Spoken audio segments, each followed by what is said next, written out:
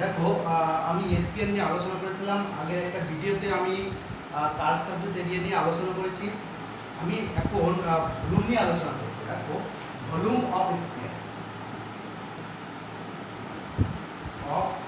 ঠিক আছে, volume of SPR. দেখো, এসপিআর এর আয়তন নিয়ে আমরা আলোচনা করব।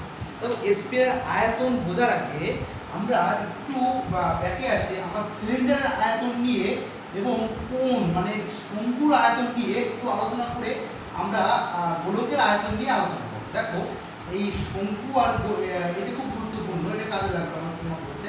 দেখো, আমরা এখান থেকে একটা শঙ্কু, একটা ধরো এর যে হাইট, এই যে হাইট অর্থাৎ এই শঙ্কুর হাইট এক, আর এর ব্যাসার্ধ যদি এক হয়, ভালো করে দেখো কিন্তু, দেখো কোনো একটা সিলিন্ডারের ভিতর অর্থাৎ কোনো লম্ব বৃত্তাকার চোঙের ভিতর যদি আমি একটা শঙ্কু স্থাপন করি, যার শঙ্কুটার বা কোণ একে শঙ্কুর ইংলিশ টার্ম হচ্ছে কোণ, কোণের ব্যাসার্ধ এবং সিলিন্ডারের ব্যাসার্ধ যদি এক হয় এবং এই কোণের হাইট সিলিন্ডারের হাইট যদি এক হয়, সেই ক্ষেত্রে মনে রাখবে তুমি এখান থেকে তিনটে কোণ অর্থাৎ তিনটে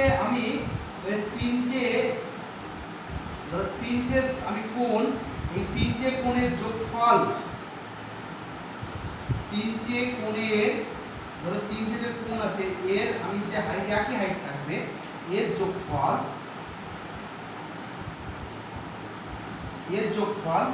ইকুয়াল টু এই সিলিন্ডারের আয়তনের সমান মনে থাকবে। কি বলছি ভালো করে দেখো, আমরা যদি এই তিনটে যদি আমি শঙ্কুকে এইখানে ঢালি, এখানে কিছু জল রাখলাম, এখানে জল, এই তিনটে শঙ্কুর জল যদি আমি এই সিলিন্ডারে ঢালি এই সিলিন্ডারের, দেখো এই সিলিন্ডারটা কি হয়ে যাবে, সম্পূর্ণ ভরে যাবে।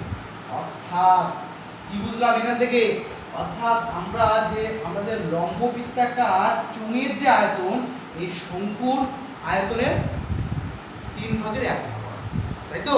তাহলে কি হবে, আমার টোটাল হচ্ছে সিলিন্ডারের আয়তনটা কি ছিল মনে আছে? সিলিন্ডারের আয়তন ছিল এই যে বৃত্তের ক্ষেত্রফল পাই আর স্কয়ার, আর এই হাইটটা গুণ করলে হয়ে যেত, তাই তো? এর আয়তন অর্থাৎ সিলিন্ডারের আয়তনটা কি, লম্ব বৃত্তাকার চোঙের আয়তনটা রিকল করো, যারা জানো না তাহলে আমার ভিডিওটা, পূর্বের ভিডিও সিলিন্ডারের ভিডিওগুলো দেখো, সেখানে বুঝতে পারবে। দেখো, এই সিলিন্ডারের যে আয়তনটা আছে, এই আয়তনের টোটাল কত অংশ হবে, এর একটা অংশ হবে হচ্ছে 1/3 অফ পাই আর স্কয়ার। মাথায় রাখবে কি বলছি, অর্থাৎ একটা সিলিন্ডারের যে আয়তনটা, এই সিলিন্ডারের যে আয়তনটা এই কোণ শঙ্কুর আয়তনের 1/3 অংশ। মনে রাখবে কি বলছি। এইবার এর এই দুটো যে আয়তন, ভালো করে দেখো, এর দুটো যে আয়তন, এই দুটো অংশ যে ঢালবো, এর যে আয়তন একটা কিসের সমান হবে, একটা গোলকের, অর্থাৎ যার ব্যাসার্ধ, এই গোলকের যদি ব্যাসার্ধ সমান হয়, ভালো দেখো কিন্তু, দেখো এই গোলকের যদি ব্যাসার্ধ এবং শঙ্কুর ব্যাসার্ধ যদি সমান হয়, এই গোলকের ব্যাসার্ধ আর এই শঙ্কুর ব্যাসার্ধ যদি সমান হয়, এই দুটো যে আয়তন হবে, এর আয়তন কি হবে, সমান হবে। মনে দেখো কি বলছি, এই দুটোর যে আয়তন হবে এর আয়তন কি হবে, সমান হবে। অর্থাৎ এর দুটো মিলে যা হবে, এর কার সমান হবে, এর কিসের সমান হবে, এর এইটার দেখো এর ধর এর মানে আমরা এই দুটো নিই, এই দুটোর আয়তন যা, এই আমাদের গোলকের আয়তন সে এক, ঠিক আছে? অর্থাৎ আমাদের শঙ্কুর আয়তন যদি হয়, এই শঙ্কুর আয়তন যদি হয় কত, 1/3, অর্থাৎ এটা যদি হাইট হয় আর এটা যদি রেডিয়াস হয়, আর এর রেডিয়াস দেখো, এর রেডিয়াস যদি r হয়, এর হাইট ভালো করে দেখো, এর হাইট যদি এটা r, আর এটা কি হবে, এইটা হচ্ছে হলো এর আরেক সমান। অর্থাৎ ধরো কোনো একটা শঙ্কু অর্থাৎ সিলিন্ডারের ভিতর, ধরো একটা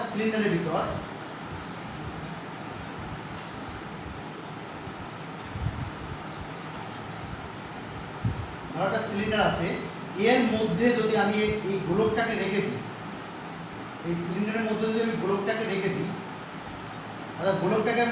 তাহলে কি হবে, সিলিন্ডারের মধ্যে যদি আমি গোলকটাকে রেখে দিই, এই যে হাইটটা, এটা তো এইচ হয়, তাহলে এটাও এইচ হবে। এই এইচ মানে কত, এখান থেকে কেন্দ্র মানে r এর সমান হবে, তাহলে এইচ ইকুয়াল টু কত, 2r এর সমান হবে, তাই তো? এইচটা, এই হাইটটা ছিল 2r এর সমান হবে। তাহলে আমি কি বলেছি, দুটো শঙ্কু, ধরে দেখো দুটো শঙ্কুর আয়তন কিসের সমান হবে? এই গোলকের আয়তনের সমান হবে। একটা শঙ্কুর আয়তন হচ্ছে কত? 1/3 পাই আর স্কয়ার এইচ প্লাস 1/3 পাই আর স্কয়ার এইচ, তাই তো? এই দুটো ইকুয়াল টু কিসের সমান হবে? এই টোটালটা সমান হবে এর সমান হবে, তাই তো? এখান থেকে দেখো, এখান থেকে একটা জিনিস করে দেখো, এখান থেকে দেখো আমরা এই এইচ এর মানটা কি? এইচ মানে ছিল 2r এর সমান হবে। এইচ হচ্ছে কত? 2। এই এইচটা কি? এই হাইটটা দেখো, ভালো করে দেখো, এইচ হচ্ছে কি? এই হাইট।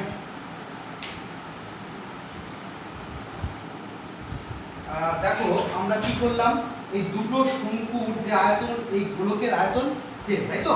আমরা দেখো এখান থেকে এই হাইট মানে কত? 2r এর সমান। এই হাইট মানে কত? 2r এর সমান। এইচ ইকুয়াল টু 2r এর সমান। তাহলে আমরা এখান থেকে দেখো 1/3 যদি আমরা কমন নিই বা 1/3 থাকুক, 1/3 পাই আর স্কয়ার ইনটু 2r প্লাস 1/3 পাই আর স্কয়ার ইনটু কত? 2r। তাহলে এখান থেকে যদি আমরা, তাহলে টোটাল কত হচ্ছে বলো তো? এখান থেকে দেখো আমরা পাই এই একটা এই একটা, তাই তো? কটা? দুটো আর, তাহলে কত? আর কিউব। পাই আর কিউব দেখো কমন যাচ্ছে, পাই আর কিউব যদি উভয় কমন যায় তাহলে কত? এখান থেকে 2/3 থাকে প্লাস 2/3 থাকে না? তাহলে 2/3 প্লাস 2/3 তাহলে কত হচ্ছে দেখো তো? এই ক্যালকুলেশন করলে পাই আর স্কয়ার ইনটু এই একটা তাহলে কত হচ্ছে? 4 কত? 3, তাই তো? এটা কিউব হবে, সরি, তাই তো? তাহলে এখান থেকে আমাদের কি হচ্ছে? আয়তনটা কি?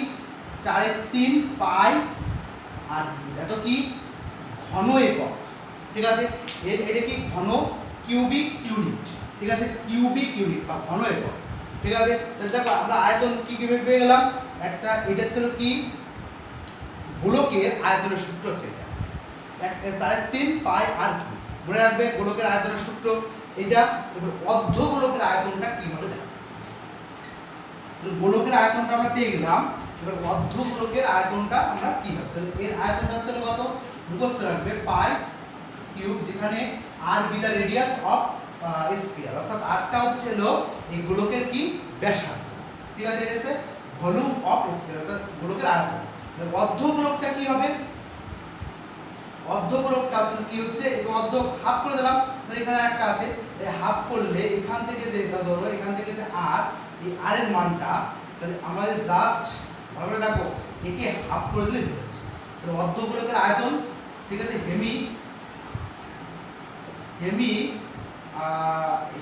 স্ফিয়ার, তাহলে ভলিউম অফ হেমি স্ফিয়ার, অর্থাৎ ভলিউম অফ হেমি স্ফিয়ার, অর্থাৎ স্ফিয়ারের হেমি স্ফিয়ার ভলিউমটা কি হবে? ভলিউমটা হচ্ছে 2 দিয়ে ভাগ করে দিলে হয়ে গেছে। তাহলে 2/3 পাই আর কিউব, এত কি? ঘন একক, ঠিক আছে? কিউবিক ইউনিট, মনে রাখবে। তাহলে কি এর আয়তনটা আমরা পেয়ে গেলাম অর্ধগোলকের।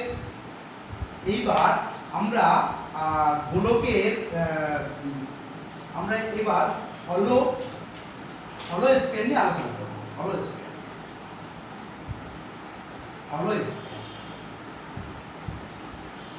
অর্থাৎ ফাঁপা গোলক নিয়ে আলোচনা করব, ঠিক আছে? ফাঁপা গোলক, দেখো ফাঁপা গোলক নিয়ে আমরা আলোচনা করব। তাহলে ফাঁপা গোলক বলতে কি? ধরো একটা, ঠিক আছে?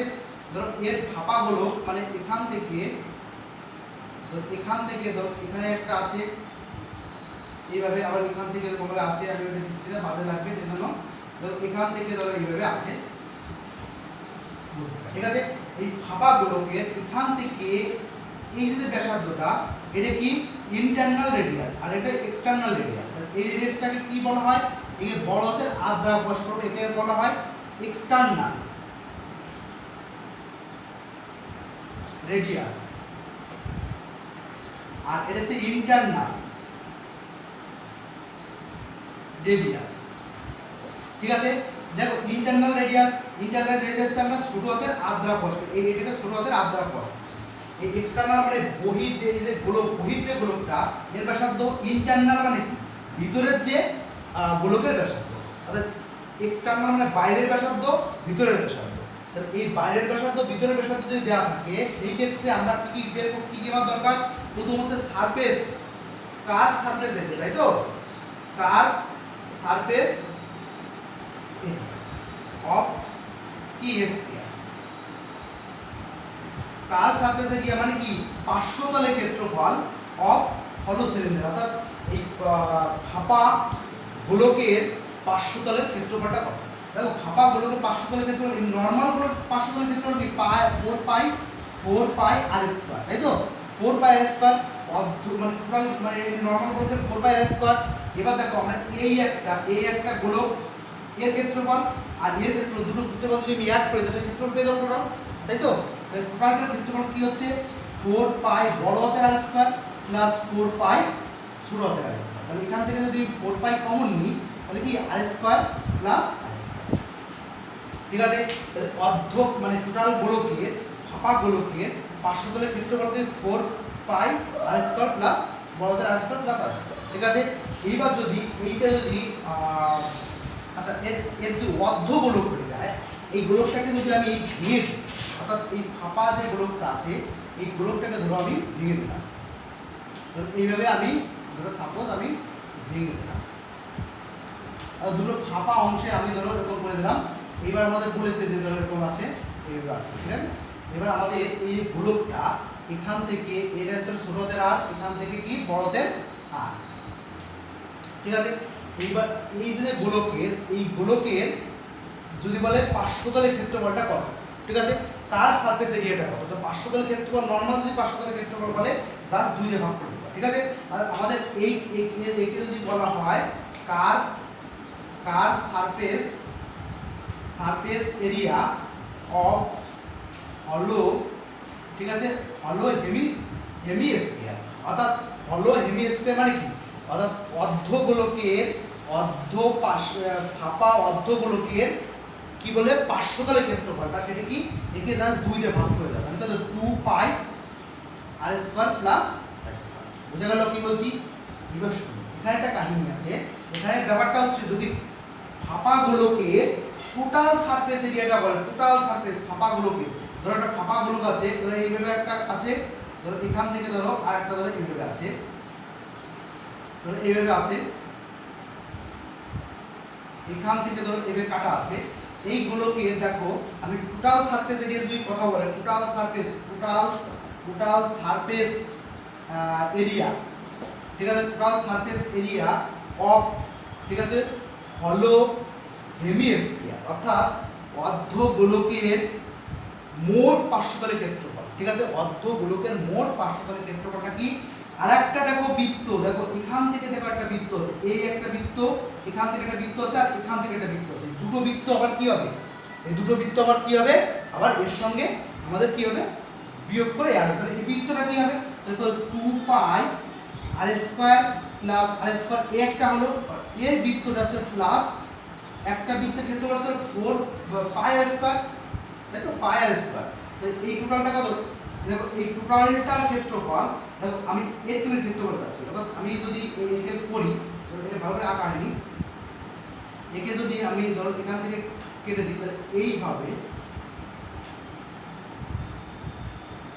ছিল। দেখো আমরা যদি এখান থেকে ধরো এই কেন্দ্র, এখান থেকে ধরো এটা ছোট হাতের আর, আর এখান থেকে যদি বড় হাতের আর হয়, এটা যদি বড় হাতের আর হয়, তাহলে আমরা যদি এই টোটাল বৃত্তের ক্ষেত্রফল, বৃত্ত হচ্ছে দুটো, বৃত্তের ক্ষেত্রফল, এই টোটাল বৃত্তের ক্ষেত্রফল থেকে এই বৃত্তের ক্ষেত্রফল তাহলে এই পেয়ে যাচ্ছি না, কোথাও বাটির কথা পাবো, বাটির ক্ষেত্রফল পেয়ে যাবে। তাহলে এই টোটাল ক্ষেত্রফল থেকে আমি কি পাই বড় হাতের আর স্কয়ার বিয়োগ পাই আর স্কয়ার হয়ে যাবে। তাহলে এখান থেকে তাই এর ক্ষেত্রফলটা এর হবে একটা, তাহলে পাই আমি কমন নিলে আর স্কয়ার মাইনাস আর স্কয়ার, ঠিক আছে। তাহলে মোট অর্ধগোলকের মোট ক্ষেত্রফলটা কি হবে, ঠিক আছে, এত স্কয়ার।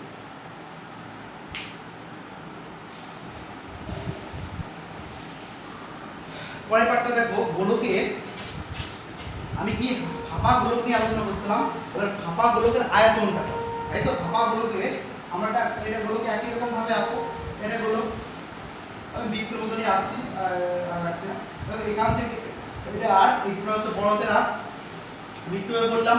এমনি নরমাল আয়তনটা কত বড়, তো নরমাল আয়তন ছিল 4/3 পাই আর কিউব, একটু প্রমাণ করলাম 4/3 পাই আর কিউব।